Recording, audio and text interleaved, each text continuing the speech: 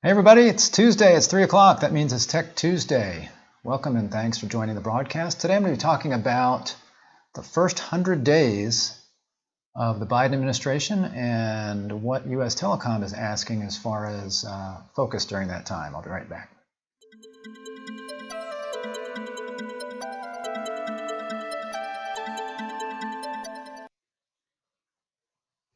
Thanks for joining me. I'm Rick Hughes, EVP here of Marketing at Zecorum. And again, so today what we're going to talk about is the first 100 days of the Biden administration. And that's obviously a period when the incoming president, oh, by the way, the Electoral College voted, I think it was yesterday, for president. So he is officially now President-elect Biden. So prior to that, it was something he was being called, but really officially, now the Electoral College has voted, he's now President-elect of the United States, so he will be taking office and be inaugurated in January. And the first 100 days is always a period of time when people are looking to the new president for policy decisions, and it's a time when it's kind of like the honeymoon period when maybe the president can get a lot done if people are willing to work with him. So US Telecom came out and they came out with this open letter, first 100 days, building our connected future. And I was going to go through this and talk about some of the things that they are asking for or requesting or recommendations that they're asking for in here.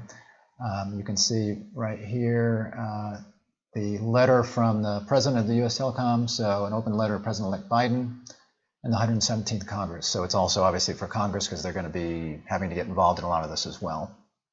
So as it says here, the first 100 days of a new administration and new Congress are critical to charting a clear bipartisan course for our nation's policy agenda. The question is bipartisan and how much of that we can get done, which is always difficult in Washington.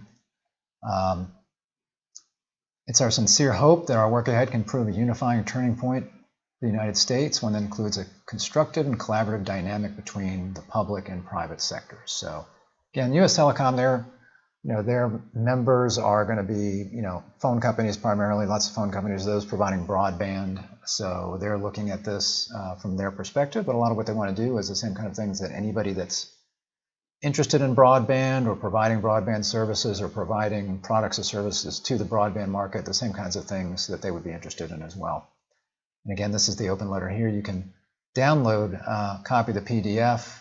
If you want to do that.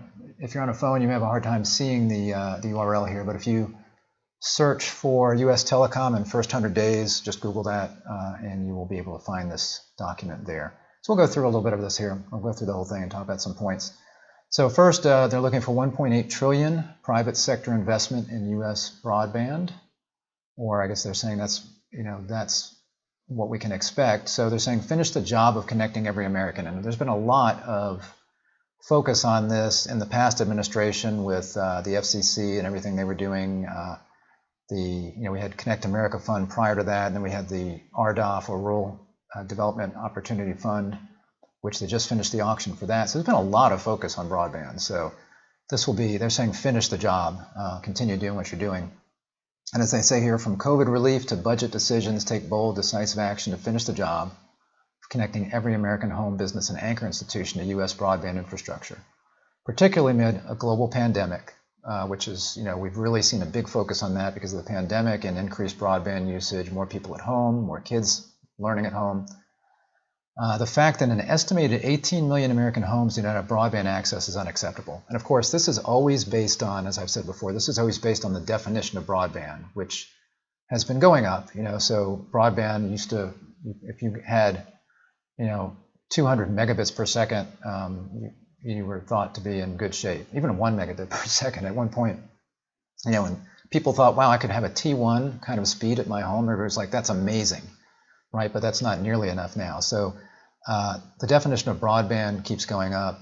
It's currently 25 megabits per second down and 3 megabits per second up, and that's expected to remain that way for the next year unless some change is made. But with the past administration, that was the decision that was made by the FCC, was that 25 by 3 would continue to be that kind of low-end benchmark for what we call broadband. So what this is saying is they estimate 18 million American homes don't have access I'm assuming that's what they mean, do not have access to broadband that's acceptable, meaning that they've got some speed lower than that. That may be the benchmark that they're looking at there. And some specific 100 days actions that they're asking for, advanced legislation to rapidly and fully invest in broadband infrastructure programs to close that digital divide. And then it says US Telecom members are ready to immediately go to work with government partners to build these networks, including fiber investment deeper into all corners of America. So again, a lot of these members would have been involved in the RDOF auction, so they are working along with the government, and they would have bid in that auction, and as part of that, it's not free money. Yes, there is some free money. So they were able to get funds, but they were able to bid on how little they would accept. So the FCC was trying to make sure that everybody was had skin in the game, and they were trying to, they want to roll out broadband and do it as efficiently as possible, and they could get these funds to do that through RDOF in these unserved areas that don't have 25x3. And then phase 2 will be areas that have that but are still considered underserved. They don't have enough broadband in their area. Then it says fund the Broadband Data Act so the FCC can promptly map every home and business without broadband. And that's one of the complaints that people have as we start to look at who should get assistance, who should get funds, is that the maps that we're using are old or they're based on bad data. It's going to say, well, this is the Broadband Act here, and what it says is specifically FCC must collect and disseminate granular broadband service availability data, or broadband map, from wired, and then it adds fixed wireless, satellite, and mobile broadband providers. And this may be part of the problem, is that we're maybe only collecting partial information, and this information currently is connected through the FCC's Form 477, I think it is, where broadband operators that are having to submit those forms submit what speeds they have and those kinds of things. But people are saying that that information isn't complete or it's not good, so they're wanting a better way to do this. It says additionally, the FCC must put forth specified requirements for service availability data collected from broadband providers. It must create a challenge process to enable the submission of independent data challenging the accuracy of FCC broadband maps. So when operators will look at maps, they may go, well, this doesn't look right. So they want to make sure there's a way to challenge that. And if we look, this is the current FCC broadband map. If you go to broadbandmap.fcc.gov, you can find this, and you can look up anywhere. I'll go ahead and I'm going to type in my office address right there. So this is where Quorum's office is, not where I'm currently located. And you can see here, when you have that particular area, you can pull up the address as well as your coordinates right here, and it will show you who's providing service in that area and at what speeds. So there's a provider called One Ring Networks that I'm not familiar with that's doing fixed wireless in this area. You got Viasat, you got satellite, Viasat, Hughes, and VSAT. So you're going to see them pretty much everywhere, and you will be seeing SpaceX here in the not too distant future. I would say in maybe early 2021, maybe here, and I think probably across North America.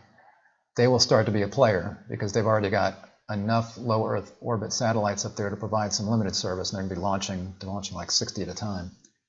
Then you've got AT&T as well with ADSL, and you can see the speeds that they're saying they have there. And this is an office complex. If I go out to what looks like maybe more residential, and I click in here, you can see what's in the office here. If I click here, you see now you've got AT&T with fiber, and you've got Comcast as well. You still got DSL. So as you look at these areas, you can see who the provider is. If I zoom out, let's see what we got here. So it's going to be different based on where you are. So this is this is all the Metro Atlanta area. Alpharetta is just north of metropolitan Atlanta. Here you've got Atlanta. You've got some northern suburbs, and you've got Alpharetta here. So all this area is very well covered with broadband. As we go further north, things change. But it's still not bad in the Atlanta area.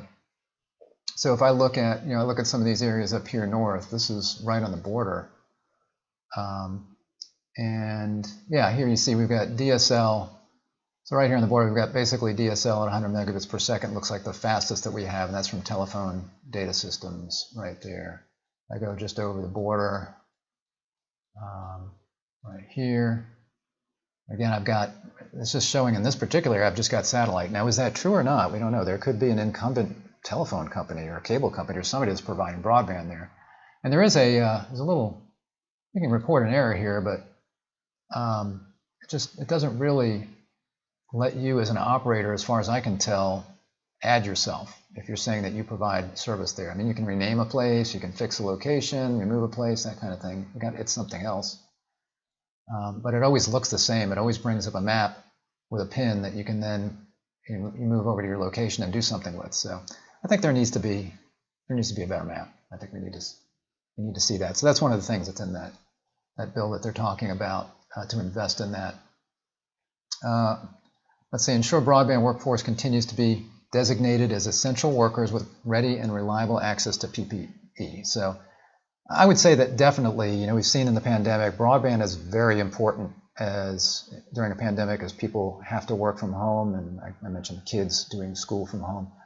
So yeah, I think broadband workers are essential workers. Now the PPE part, I don't know about that. I mean, it's not like they're performing surgery. So we all now have these cloth masks. I don't know what else they'd be looking for there. So I think certainly designated as essential workers. Move quickly to address antiquated policies that create barriers to broadband deployment and industry competition. Rooting out discriminatory pole attachment rates is one thing that they talk about. And that's important. So, for operators that want to expand in certain areas or improve their service, they may need to attach to utility poles. And they want to make sure that there's no roadblocks there to be able to do that. And, as an example, in Georgia, they've come up with this program where they're really trying to do that. They're saying, listen, we want to be able to make sure that our members have access to broadband, and we don't want to be an impediment to that. So as an example here, they've got this. If you go to EMCs4ruralbroadband.com, that's the Georgia EMCs banding together here with this program, and they say when it comes to rural broadband, Georgia EMCs have one goal: to help expand high-speed internet in unserved communities while protecting the financial interests of our more than 4 million member owners. So the two things that they've come up with here is the $1 deal and the One Touch Make Ready. So $1 says they'll forego the recovery of a fair share of their cost to own and maintain their utility poles and charge broadband providers only $1 per pole per year for 5 years. That's quite a deal. To attach wires and cables to the pole, as long as those new attachments are made to bring broadband service to unserved rural EMC members. So if there's an area where it's unserved, and there's lots of areas that are unserved, which I'll show you here in a minute, then they're only going to charge a cable company, for example, or which would probably maybe not have poles. They're only going to charge them $1 per pole per year for 5 years. So that helps that cable company defray the cost of bringing that service to new areas, because they've got 5 years at that low cost of pole attachments. And then the $1 deal is available to any broadband. That $1 deal is available for any broadband attachment by a cable provider on a pole to which they're not already attached. So if they're already providing service in an area, they can't say, oh well, I'm already there. It's got to be like a new area that they're going to provide service in, and then they can attach that pole for $1 per pole per year. And then the One Touch Make Ready, that program will empower internet providers with the freedom to do simple work to prepare the EMC pole for the attachment without red tape approvals and lengthy delays. So in addition to being able to get space on that pole for just $1 per pole per year, the EMCs and whoever's in control of that pole, the EMC is not going to make them jump through a bunch of red tape and hoops to do that. And that's been an issue in various places throughout the country. So that's how the Georgia EMCs are trying to help. And you can see here it says unserved areas will be determined by using the Georgia Broadband Map. And the Georgia Broadband Map, I'll pull that up, that's actually going to show more unserved areas than the FCC map will. This is the Georgia map, and this is kind of a cool thing that they've done here. So this is what Georgia sees as, this is what let's see, the map to the left of the swipe bar, yeah, so this is what Georgia sees as unserved. And their definition of unserved compared to the FCC, they're looking at the same definition, minimum definition of broadband, which is 25 megabits per second down and 3 megabits per second up. But with the FCC, they're saying if you've got just one subscriber in that area that can get that speed, then they consider that served. And what the Georgia map says is it's only served if at least 80% of the people in that area can get that service. Not that they have it, or not that they have it, but that they can get it. So they've got a little swipe bar in here, and this is again the FCC areas that would be considered unserved, and those are the lighter color here, the darker color, those that are considered served. When I swipe this over, you can see that Georgia is going to be showing a lot more areas that are unserved as you look at that map. And you know, it's really important that the EMCs get involved in this. You know, if I look at let's say this county right here, south, this is the Metro Atlanta area, and as I mentioned, there's lots of coverage in Metro Atlanta. If I look at this county and I just go zoom in on this, where you're going to have people being served in counties like this that are not in the major metro areas or are in these small towns. So you're going to have okay service here because you've got a city where you've got more, small town, where you've got more residents, so therefore the local incumbent provider, whether that be a cable company or the telephone company, is going to be able to invest to be able to get broadband to those customers. It's not as expensive to lay fiber to every customer or to have coax going to every customer.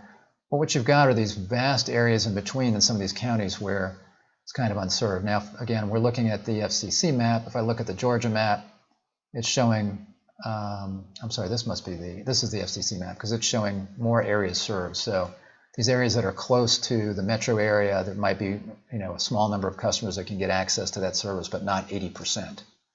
So the Georgia map is looking as if, again, there's even more people that are unserved. So you've got these vast areas between these little towns that nobody has a stake in.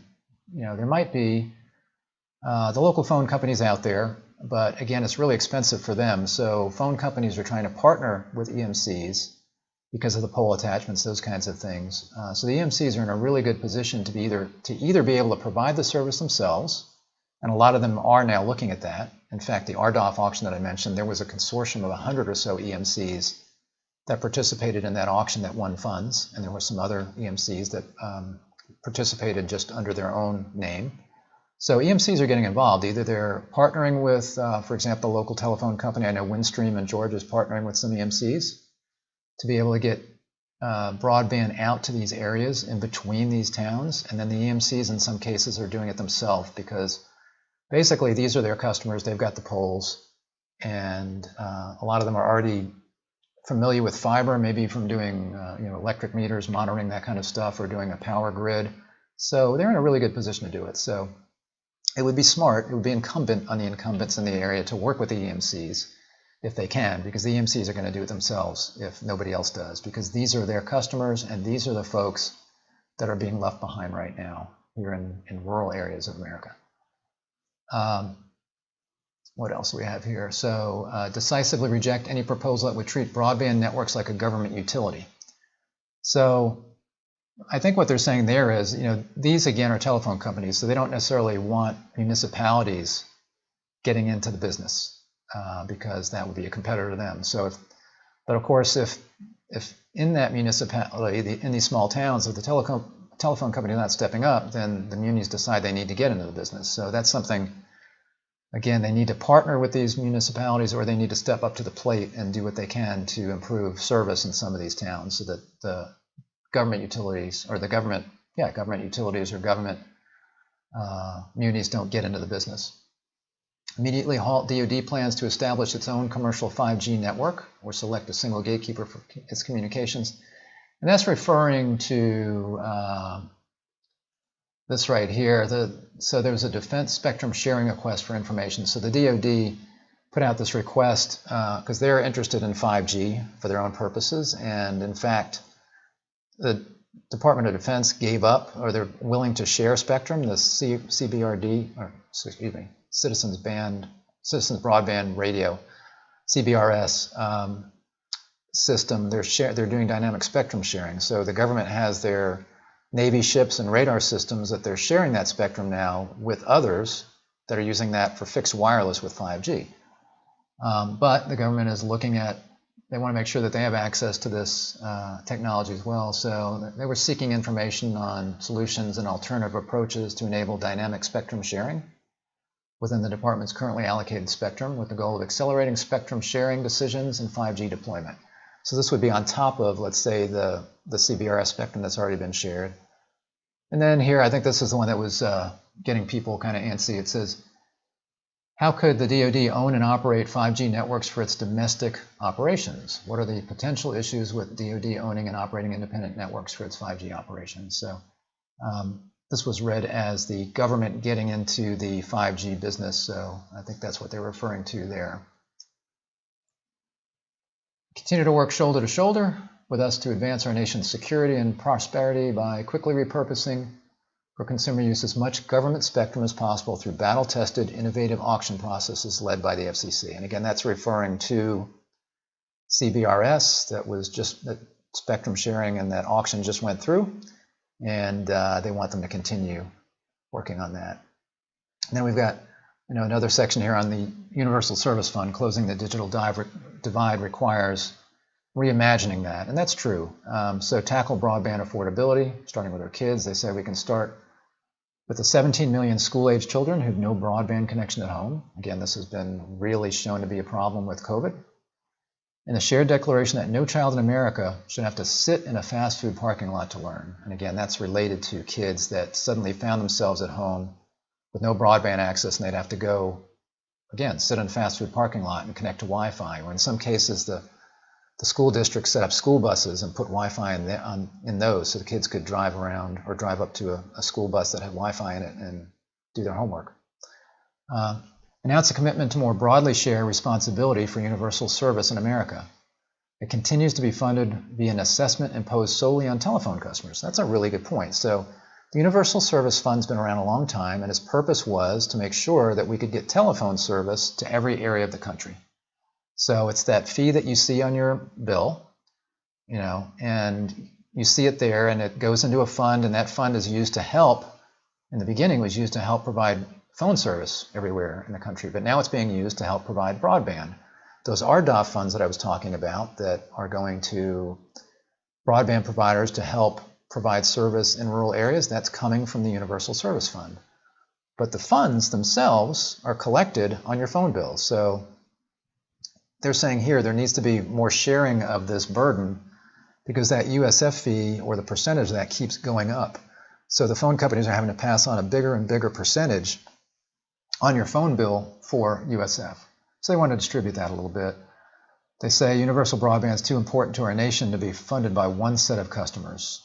Direct congressional appropriations and expanding the base of financial support for universal connectivity beyond just telephone consumers to include a broader cross-section of the internet ecosystem, including its largest companies. And I kind of read between the lines there, and I read Comcast or other maybe large MSOs that are, or anybody that's providing broadband service. So, the USF funds right now, again, are being funded by telephone customers, but they're being applied to advanced broadband. So it does make sense to be looking at broadband providers and getting the money from them. Robocall scams, this is just an interesting stat, have built $10 billion out of our most vulnerable citizens. This is the next topic, would be any new online consumer protections must be modern, consistent, and national. And I've got a couple of things here I highlighted. So view consumer protections through an inclusive and forward-looking lens. A modern framework must apply to all companies interacting with consumers online. I'll get back to that in a minute. Dusting off policies from the 1930s and even the 1990s doesn't deliver this across-the-board protection. So they're talking about net neutrality here. So, during the Trump administration, let me go back further. So during the Obama administration, they tried to apply the telecom acts from the 1930s and the 1990s to broadband, and they tried to shoehorn that in there, and it was a mess. There was a lot of uncertainty about it. It could have been, they could have expanded at any time because you had this huge telecom bill, and they were trying to apply a small portion of it to broadband without really delineating everything. So the real question is, do we need net neutrality regulations? And I've always said we don't, because we've never really had an issue with net neutrality. When's the last time you tried to go anywhere on the internet and had a problem because somebody was preventing you from doing that? It just doesn't happen. So, you know, it was always, to me, regulations in search of a problem. It's like they were saying, here's everything that somebody could do, let's try to prevent that. Rather than saying, we have a problem, people are doing this and we now need to prevent that. Whenever there was a small issue, it was always handled through the FCC and the FTC. They always were able to handle it with whoever that was. There were just a few instances of it, and then it stopped. That particular practice stopped, and that's been the way it's been. So the Obama administration put in these rules. The Trump administration took them out, and everybody was saying when the Trump administration took them out that, oh my gosh, you know, nobody's going to be able to get on the internet like we had a problem before when we didn't, right? And nothing has happened since the regulations were removed. And now you can fully expect, because Trump took them off, you can fully expect Biden to put them back on, because he's going to be undoing anything Trump did if he can, right? Especially something like that doesn't really matter, because you can put those regulations back on. When I say it doesn't matter, it's not going to make any difference. The only thing it's going to do is going to make it hard on the broadband operators, who then have to look at those regulations and you know, whatever mandates there are, they then have to meet those. So the Trump administration was about removing a lot of regulations, which would remove some costs, some burdensome costs from businesses. That's one of the reasons that the economy picked up so well. But we're going to be seeing regulations be put back on, including, I'm almost certain, net neutrality, because now that the Biden administration is taking over, that means the FCC will now have more Democrats than Republicans. They'll have the majority, and we'll see everything being done through that lens. The other thing they say on here, which is interesting, at the first part of this, they say view consumer protections through an inclusive and forward-looking lens, but a modern framework must apply to all companies interacting with consumers online. So reading between the lines there, they're talking about Google, Facebook, Twitter, and others, because the content providers are just as much, if not more so, capable of preventing you from going where you want to go on the internet, or preventing you from seeing what you might want to see on the internet. And that's because, you know, if a broadband operator is doing something, it's going to be a little bit easier to know that. Now, they might be throttling you or something like that, but if you can't get to somewhere on the internet, it's going to be pretty apparent pretty quickly. Whereas with content providers, you don't know what their algorithms look like, so as they're presenting information to you through search or through your Facebook feed or through your Twitter feed, they're very likely can control what you're seeing, but they were never considered as part of any net neutrality. So I think what they're saying here is, if you're going to be opposing, or if you're going to be imposing regulations, then you need to look at the total ecosystem here, not just the people that are providing the connection, but those that are providing the content as well. And then the other thing with this content, well, actually no, I just lost my thought there. So let me move on. Maybe I'll come back. So toughen criminal enforcement and step up international coordination to stop large-scale robocall scams, from peddling fake COVID-19 cures to voter suppression efforts. So that's something that's been a real problem. If you've probably gotten, I don't know how many calls I've gotten about my car warranty, and there's other things, there's other scams, and like they mentioned here, COVID-19 cures, there's all kinds of issues. There's lots of robocalling going on. And the problem with it is those calls are not tracked. The phone numbers are spoofed, so it looks like a family member's phone number or a number close to you, and you wind up picking it up.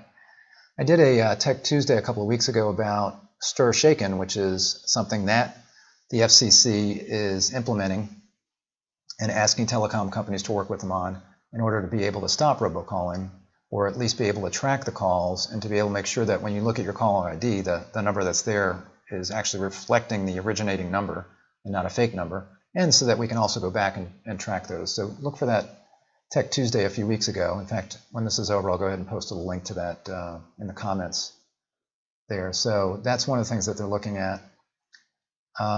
Global leadership on cybersecurity.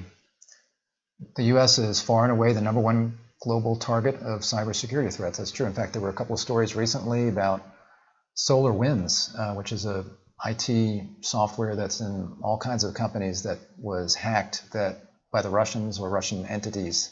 So they're definitely targeting the United States. Quickly convene a senior level industry and government team of technology and policy experts. That's always a good idea to have people, a team working in the government or working with the government that are experts on this. Signal that the U.S. will reinvigorate its cyber engagement with global allies, and adequately support American broadband providers by appropriately offsetting their costs to rip and replace vulnerable network equipment from domestic U.S. infrastructure. And I think that's probably referring to products like Huawei or ZTE that are, for example, Chinese providers where the government's concerned that if you're a company in China, then you can be forced to report information to the Communist Chinese Party. So I think those are the concerns there, that if telecom companies implement certain types of equipment and then later it's determined that could be a security risk and they got to rip that out, then maybe somehow offset the cost to do that if it's deemed to be a security risk, assuming that they're not making stupid decisions on the equipment that they're buying, let's say. Tech and broadband sectors contribute over 1/3 of U.S. economic productivity. So it's a big industry, as we've seen. So they're saying, again, to focus on this, to elevate and coordinate technology policy at the White House. So the National Economic Council and National Security Council were established to ensure close policy coordination across government in those essential domains. We need to do the same with respect to broadband and related technology policy matters such as cybersecurity, infrastructure investment, and next-generation network advancement, spectrum, privacy, and beyond. For example, here, defense policy bill would create a new cyber czar position. So this is the kind of thing they're talking about, would be making sure that we elevate that particular cybersecurity, whatever it might be, that's elevated in the White House or in the executive branch. And we're looking at that more closely. They've got some specific 100 days actions. Undertake an assessment of how interagency technology policy development coordination can be improved and streamlined, starting with reconstituting the national cybersecurity policy coordinating function at the White House. Again, maybe a cyber czar or something like that. Again, experts, recruit individuals, especially those with frontline expertise, engineering, managing, securing, and supplying our nation's broadband networks to serve in key technology policy and management roles in the executive branch, as well as important advisory councils. And and here's the one bullet that I looked at and I was like, oh my gosh, they're virtue signaling here, because it's got nothing to do with broadband. So somebody who was working on this, who wrote it up, says immediately rescind the White House Executive Order 13950, which imposes limitations on diversity training by government agencies and contractors. So I'm sure they're talking about diversity training that was based on critical race theory, which, they're getting political, so I'm going to get political. I mean, basically that is a racist theory, because the whole idea behind it is that you are going to separate people into groups, individuals into groups based on their race, based on their sexual identity, their gender. You're actually dividing people into groups, and then you're saying that those people, you're prejudging them and saying that they are bound to act in certain ways or think in certain ways because of the color of their skin or because of their sexual orientation or because of whatever. So it's a racist theory. But we were actually trying to provide diversity training using that, and the Trump administration just said, we're not going to do that anymore if you're a government or if you're a government contractor. So what just proves the fact that this is so ridiculous is right after that they say, stand with leaders across corporate America, including US broadband companies who are committed to embracing diversity, equity, and inclusion, and to developing effective and impactful training programs in these areas. Well, that's perfectly fine, and I think we all agree with that. So we do want to develop effective and impactful training programs in these areas, and we don't do that by trying to train people and divide them into little groups based on your race, and then saying that based on your race or your gender or whatever, that because of that you're bound to act a certain way, because that is racism on its face. So I think what they're saying here is that they're all for this. I think the US government is all for this. They wouldn't have applied this critical race theory if they weren't trying to bend over backwards to do this. So I think we're all for it. We just want to make sure that we do it correctly. So I just thought it was so funny that this was thrown in. It's the only thing that's got nothing to do with broadband, but they threw that into this thing. So then the bottom line, broadband and the work investment and know-how the company's providing it has never been more important. We need to collectively harness this moment to drive more investment, progress, solutions, and innovation. So absolutely. So again, with COVID, we've seen how important broadband is.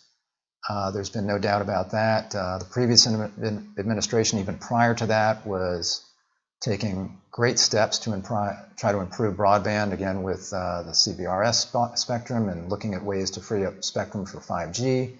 The RDOF auction, the C-band auction is coming up in December. That's another swath of mid-band spectrum that's going to be used for fixed 5G wireless and other purposes. So they just want to make sure that we continue working on this and that whatever progress we can make, again, in the first 100 days, that's a good time to try to do it. So, all right, well, that's, again, that's this US Telecom document. Once again, you can find this by Googling US Telecom first 100 days, or if you can see right up there, there's the URL. So that's pretty much it. That's what's coming up.